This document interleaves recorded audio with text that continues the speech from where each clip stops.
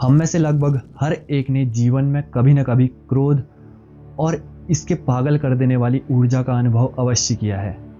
और हैरानी की बात तो यह है कि हम इससे मुक्त ही नहीं होना चाहते। कई लोग तो अपने क्रोध को न्याय संगत ठहराने की सीमा पार कर देते हैं। उन्हें ऐसा लगता है कि मानो जगत का कल्याण उनके क्रोध पर ही निर्भर है। और कुछ लोग ऐसे होते हैं जिनको दादागिरी झाड़नी होती है, नेतागिरी करने के लिए उन्हें क्रोध करना होता है, वाहवाही बटोरनी होती है समाज से कि वाह, इस व्यक्ति को इतना गुस्सा आता है, इसके अंदर इतना दम है, और उसकी प्रसन्नता जो है फूले नहीं समाता वो। लेकिन इस क्रोध का जो है शरीर पे कितना दुष्परिणाम होता है, कितना ज़्यादा दुष्प्रभाव होता है, यह मैं आपको बताऊंगा तो आपके भी होश ठिकाने आ जाएंगे। आप गौर करना, जिस किसी भी व्यक्ति को क्रोध आता है उसके नथुने फड़कने लगते हैं, यानी कि नासिका बहुत ही तेज़ी से फड़कने लगेगी।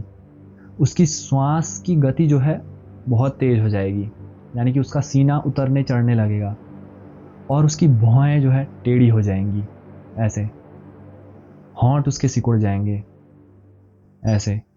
गौर करना, आप एक चीज़ आपने गौर जरूर करी होगी, उसके गालों में लालिमा छा जाती है। ये चीज़ तो हर किसी ने गौर करी होगी। और लास्ट में आपको बताऊंगा, इस चीज़ से तो हर कोई रिलेट करेगा। किसी व्यक्ति को क्रोध दिला के देखना एक बार, उसका एक घूसा या उसका एक थप्पड़ आपको मजा चखाने के लिए तत्पर रहेगा। उसके हाथों में इतनी शक्ति आ जाती है उस टाइम कि उससे दूर रहना ही उचित है।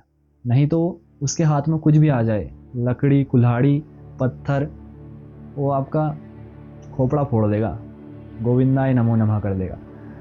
तो क्रोध के इतने ज़्यादा दुष्परिणाम हैं। हमें किसी की भी बात सुन करके क्रोध आ ही जाता है। अगर हमारे अंदर कामना न हो तो ये क्रोध उत्पन्न ही नहीं होगा।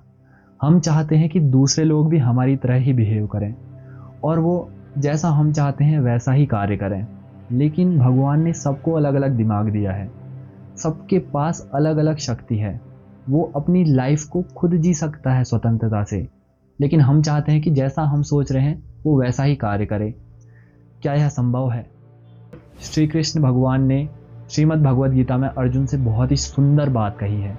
काम एस क्रोध एस रजोगुण समुद्र वह, महाशनो महापापमा वैद्यने में वैरिणम। इसका तात्पर्य यह है कि कामना और उसकी पूर्ति में बाधा आने पर उपजा क्रोध वही परम शत्रु है जो कभी तृप्त नहीं होता और मनुष्य को धीरे धीरे अधोगति की ओर ले जाता है। उन्होंने कहा है, काम, क्रोध और लोभ ये तीनों नरक के द्वार हैं और इसका त्याग करना ही मनुष्य के लिए कल्याणकारी है। इसलिए यदि क्रोध से बचना है तो सबसे पहले अपनी कामनाओं को रोकना होगा। हर समय हम चाहते हैं कि दूसरे लोग हमारी ही तरह बिहेव करें, पर यह कभी संभव नहीं है। जब तक हम दूसरों से उम्मीद रखना और बातों का बुरा मानना नहीं छोड़ते, तब तक क्रोध पर विजय पाना नामुमकिन है। भगवान श्री कृष्ण के अनुसार क्रोध का प्रमुख कारण क्या है, इस पर मैं पहले भी एक वीडियो बना चुका हूं। अगर आपने अभी तक नहीं देखा तो चैनल पर विजिट करके उस वीडियो को ज़रूर वॉच कीजिएगा।